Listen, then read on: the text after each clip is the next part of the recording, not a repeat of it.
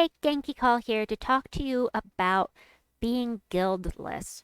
If you have decided that you absolutely do not want to join a guild, I understand. I played for at least a month before joining a guild and finding the joys within. But if you're not interested, that is your choice. So I'm here to let you know some things that you may be missing that are available to you even when you're not in a guild. So all you need to do is click on the games button here.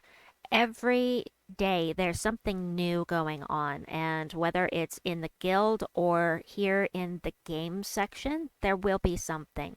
So for those of you that aren't in a guild, every Monday a new world event starts, and the world event is a week-long event for people that are in a guild. But on Tuesdays, we have a faction assault. Faction assaults, anyone can access, even if they're level 5.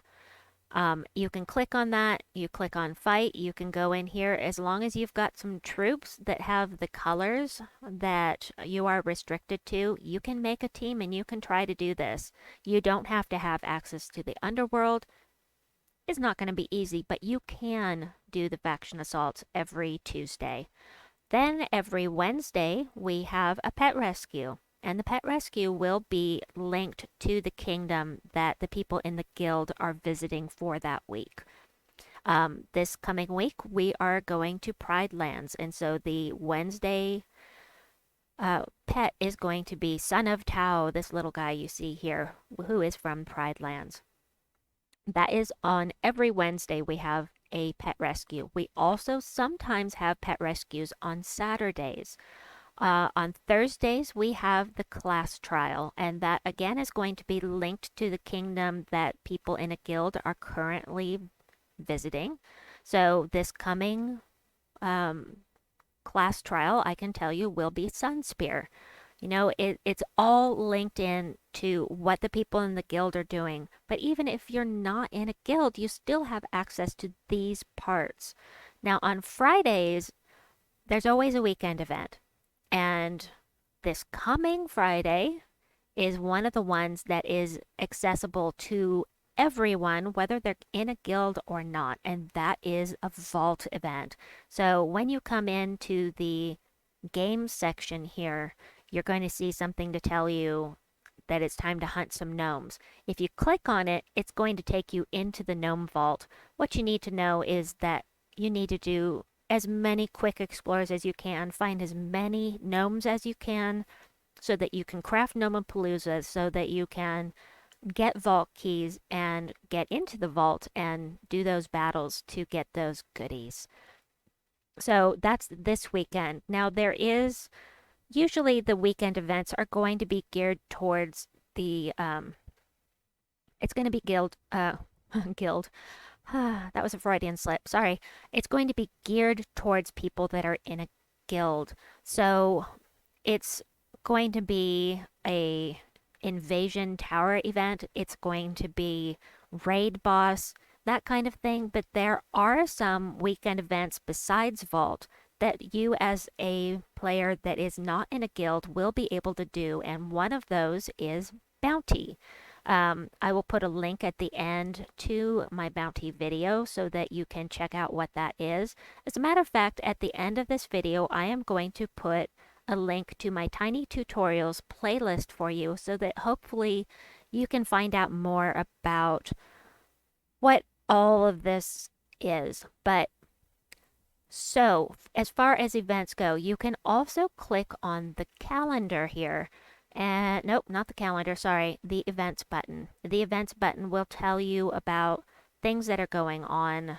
And in the game, not only have you got each one of these that you can click on, there's also events here that you can click on to see that, hey, we've got a boost to Silverglade troops this week. And we also have boost to elves this week.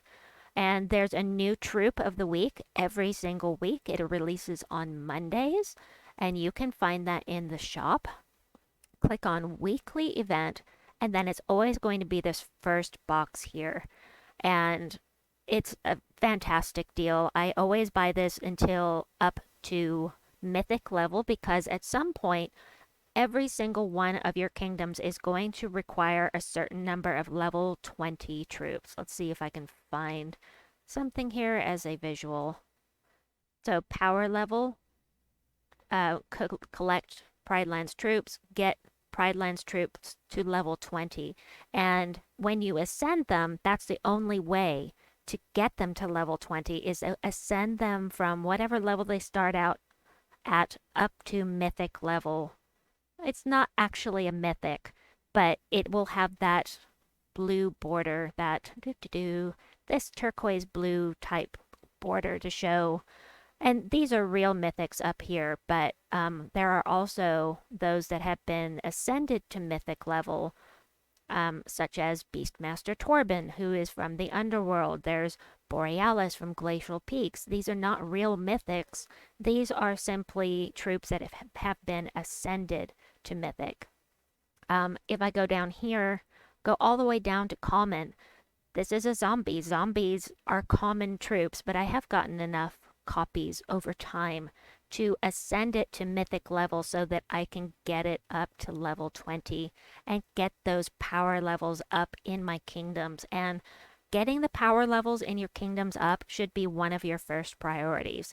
First priority, well, there's a lot of first things, and I will go over all of those first things elsewhere, but you want to get all of your kingdoms up to level 10 as far as this level goes, and then the power level goes. You want to get those up as high as you can, as quickly as you can, because it's going to affect your tributes, and your tributes are going to get you lots and lots of gold and glory and souls and gems.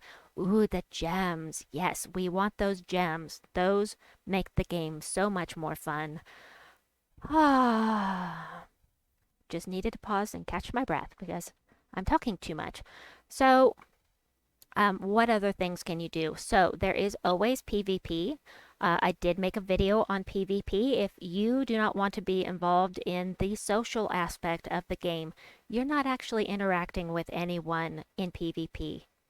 This is just, you set up your defenders here. This is my team that people will fight. I never actually see these people fighting my team. The AI handles my team. And likewise, any team you see here is something that another player has put in and the AI handles it. You're not actually fighting somebody else's live. So don't be afraid of that. You can make a ton of money off of PvP. This number here for me is doubled. So I get 5,000, 6,000 gold for every fight that I do in PvP. And then if you don't want to be involved, you don't want to think about the leaderboard. I don't really care about the leaderboard myself, but if you don't want to be involved, click on the casual tab and check it out in here. You can still do the fights and it doesn't go into your battle log. So nobody will see that you fought their team. So that is something else that you can do as a singular player. Also, we've got the arena, which is very much very good for people that are starting out or trying to learn how to build a good team, because it gives you some choices and you have to make choices based on not much information, but there are ways to figure out how to make good teams that work well together with arena as a basis. Of course, the dungeon every day, absolutely do the dungeon every day and get your free diamonds. Well, it's not free, you have to earn them. And if you don't know already, if you win a single battle, you can't win the other ones. It's okay. You win one and you have access to this offer up here. Always, always, always go in here and get this offer if you can. It's 50 gems. It's 50 gems every day. If you can afford it, do it. If you can't, then try to at least do it on Sundays, because instead of 20 diamonds here in the gem bounty, it's 80 diamonds. And those diamonds will take you a long way towards getting those weapons and those mythics that you want to forge in the Soul Forge. So if you don't know what the Soul Forge is, that's okay. You'll get there.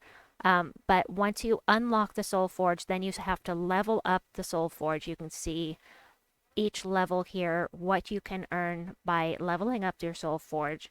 And eventually you'll get to the point where you can level mythics. You can have mythic troops, you can do mythic weapons and doomed weapons, you can do all kinds of stuff in here.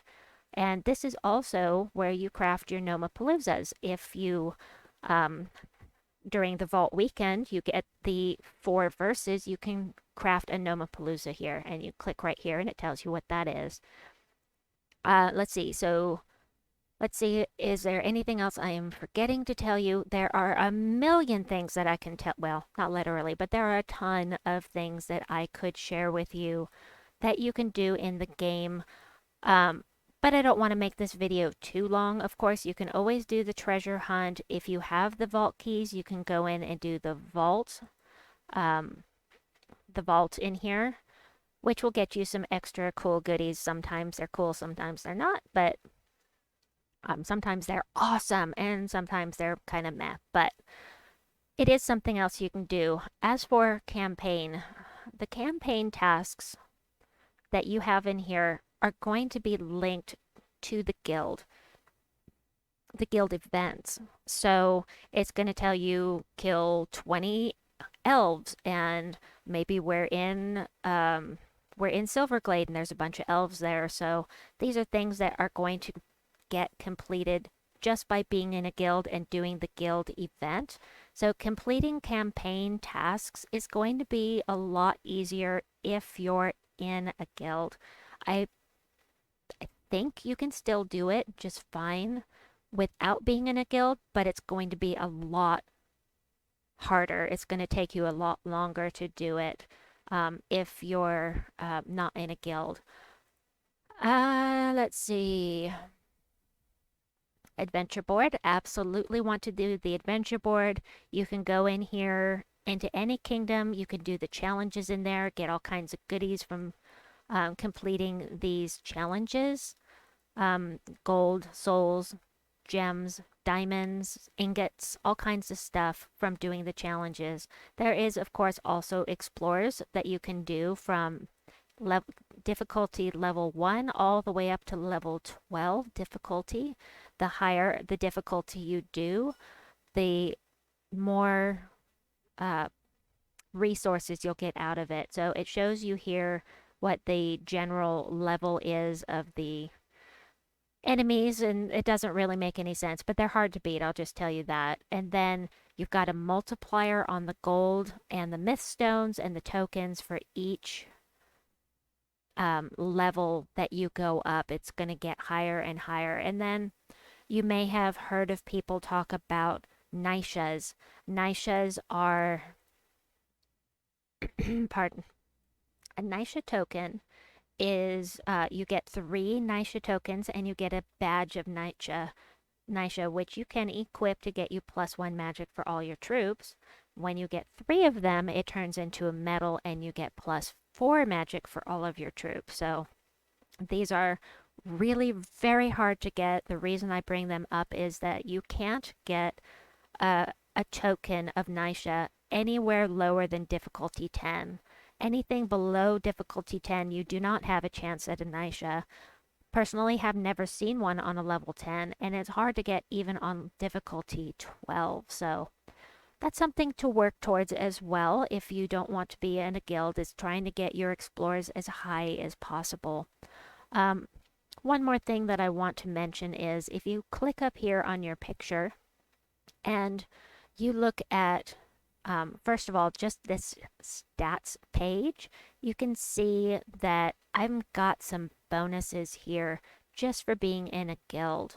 And then also, if you click on bonuses, let's see, guild statues. The guild statues are a reflection of how many times people have completed tasks in the guild.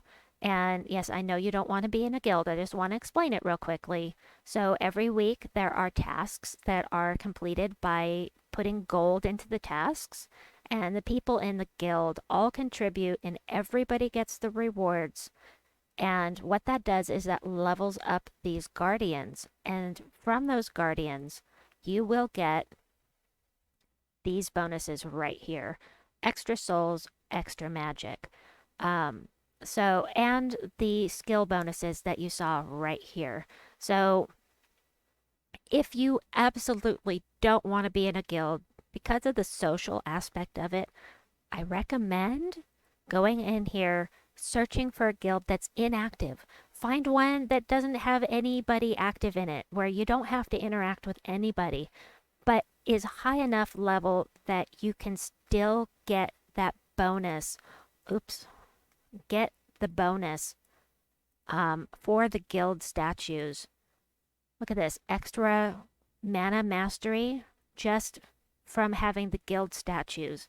So it's going to be worth it to get into a guild that has no one in it, if that's what you want to do. Um, just to have that stat bonus. Find one that doesn't have anyone. That works. But this is my recommendation to you. You still don't have to talk to anybody, but you will actually have access to the world event, and you'll be able to fight in here, get a little bit more out of the game, maybe complete a stage or two of this and get some extra bonuses. Just a suggestion. I understand that you're not interested in a guild, but I had to mention it because it just enhances the game so much. Um, and hope that this has been helpful for you. If you don't like my recommendation, then I'll go fly a kite. That's fine. But hopefully it has shown you some things that you can do if you're not in a guild. Let me see if there's anything else you can do. Challenges, explore. I think I covered everything. I hope I did. If you have any questions or comments, please leave them down below. I read everything. If I don't answer, post again, because sometimes YouTube moves things around and I don't see them right away. So it could be that they got marked as spam when they weren't. That happened to me recently. So anyway, please like and subscribe, and we will see you soon. Bye bye.